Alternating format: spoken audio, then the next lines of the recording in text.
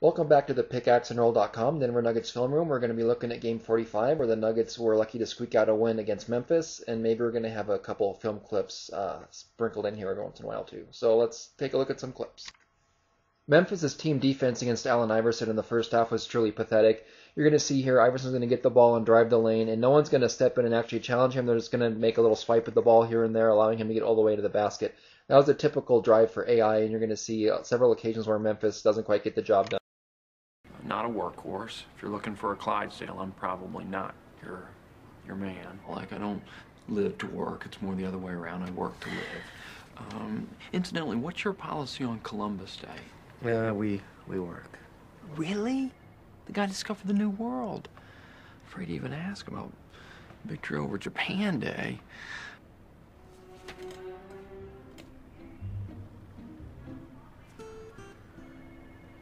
Hey, we tried, right? Thanks a lot.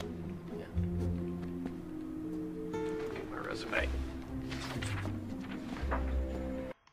In this clip, it looks like Navarro's helping, but he's not deep enough in the paint to really be of assistance. As soon as Iverson drives, he's past Navarro and Lowry. Unfortunately, Iverson misses, but that's another example of some poor team defense by Memphis. And once again, here's some more poor team defense on AI. There's absolutely no real help. Darko needs to be standing higher up in the lane. Right there, he should be challenging AI, and actually he was in the way and prevented Lowry from being able to stay with him. More bad team defense. Carl, what are you doing? What's it look like he's doing? He's getting ready to rip it up. Relax, Molly. This is only gonna take a second. Come on, Dupree! Say when. When? Yeah!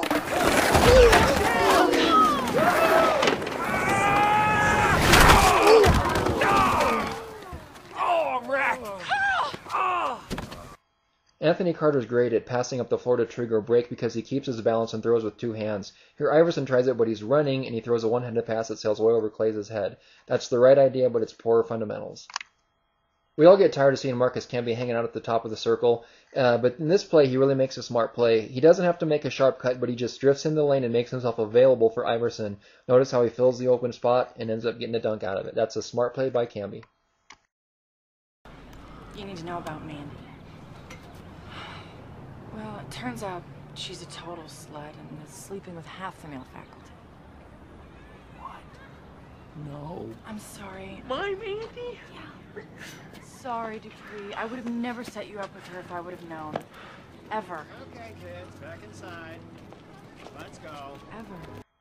I expected the Nuggets to do a lot more of this on defense, facing the Grizzlies who have good shooters such as Mike Miller and Juan Carlos Navarro, but they really didn't fight over the screen that often. And here you're going to see J.R. Smith guarding another good shooter in Casey Jacobson, and he fights over top of the screen, and that prevents Jacobson from getting an open shot when he gets the pass.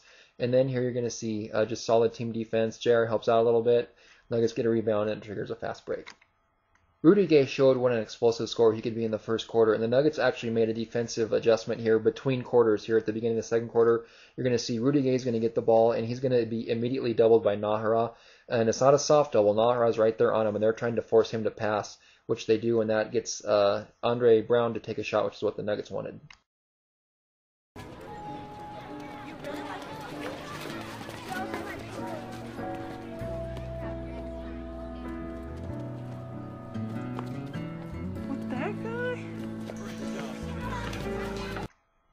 On this play, the Nuggets are going to double Rudy Gay again and force him to pass it. The other play that hurt the Nuggets in the first quarter was Darko Milicic, and here Canyon's on him instead of Camby. Canyon keeps Darko away from the basket and forces him to go to his right, which when a left-hander tries to shoot going to his right, that's a tough shot to make.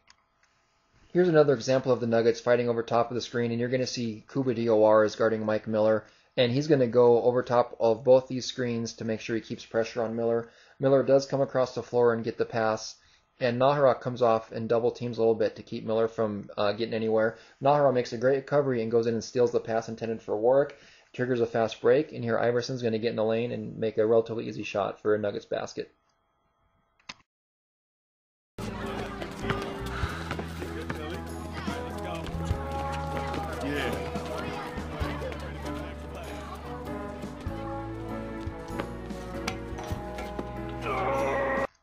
In this clip, the Nuggets are in a 2-3 zone, and you're going to see good recognition by Anthony Carter and Kleza. Kleza's supposed to be playing the baseline, and he's out on Gay, and Carter comes over and allows him to drop back. Gay tries getting into the middle, which is where the Nuggets want him to go, and he gets a turnover, which results in another easy fast break basket for the Nuggets. Good defensive recognition to switch off on that. This clip, the Nuggets are going to show some very good team passing. They're going to get a steal, which triggers a fast break, and they're going to score in their early offense because they make some good aggressive passes. Iverson passes it out to Carter, who kicks it out to Iverson. The Grizzlies overreact. That leaves Kleza open for a dunk. That's good passing, and that's something the Nuggets need to do more of.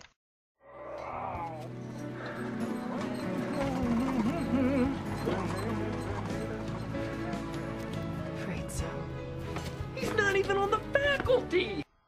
Here's some poor Nuggets defense in their 2-3 zone. Iverson's going to get screened off, so he's trapped inside. And both Kleza and Camby need to recognize that. They're both on the right side of the floor, but neither one of them come in to stop the penetration. Ends up in a 3-point play. We saw how the Grizzlies played some terrible team defense against AI in the first half, and you're going to notice here in the third quarter they have made an adjustment. As soon as AI gets the ball, they're all watching, they're all ready to help. Darko actually drifts over to AI's side to keep him from penetrating, and the result is Kenyon taking a jumper, which is what the Grizzlies wanted. Obviously, the Grizzlies are going to play different in the second half.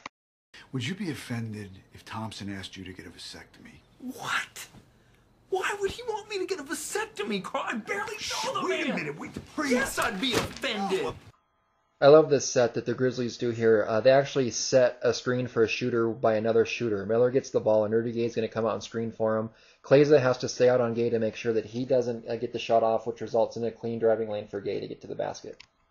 In this clip, the Grizzlies continue to pay a lot of attention to Allen Iverson, as they should, and Anthony Carter has already had a couple of open jumpers off passes from AI. Here, he doesn't settle for a jumper. He sees a lane and takes it in and makes a layup, and probably should draw the foul. That was a really good play by Anthony Carter. Just what do you think of vasectomies? Cutting off my manhood? I think it's barbaric. No one's getting near that part of my body. No one, Carl. Unless, of course, it's a woman. And then she better not have a scalpel. We saw how Iverson was a facilitator in the previous clip on the past Anthony Carter, and that wasn't the first time he'd done that. But in the third quarter, he tried a little bit too much to force his offense, and with all the attention the Grizzlies were paying him, he knew he couldn't get to the basket and started forcing outside jumpers. And that's a switch he needs to make mentally, is to be a facilitator and not just force outside shots. And this clip was one of the few occasions where AI was able to get to the basket, and that's a result of some poor defensive positioning by Hakeem Warwick.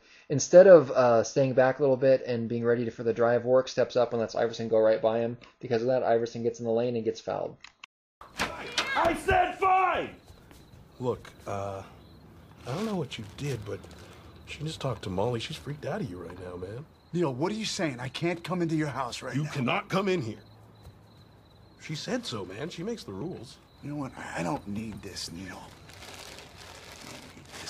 I don't need this. I'm sorry! Neil, get back in here! She controls what I do! Guys' night, Thursday. I'll see you there.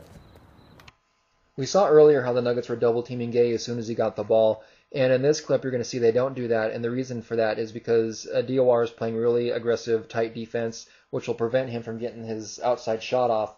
You're going to see Canyon's going to come over and be ready in case Gay drives by him, because that's the danger when you play tight defense. They force a tough shot by Lowry, and that's pretty good defense by the Nuggets.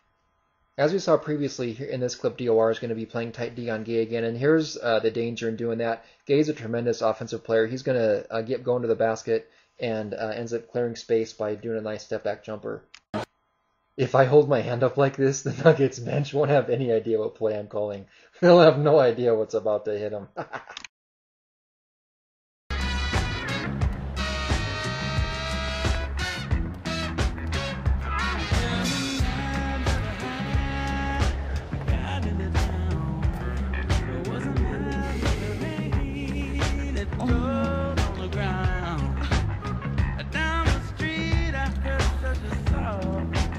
Nice, Dupree. Need some of this? Once again, I want to thank you all for checking out the pickaxeandroll.com Denver Nuggets film room. I encourage you to look at our Denver Nuggets blog at pickaxeandroll.com. And thanks to our special guests, Owen Wilson, Matt Dillon, Kate Hudson, and even Lance Armstrong. Great work, guys.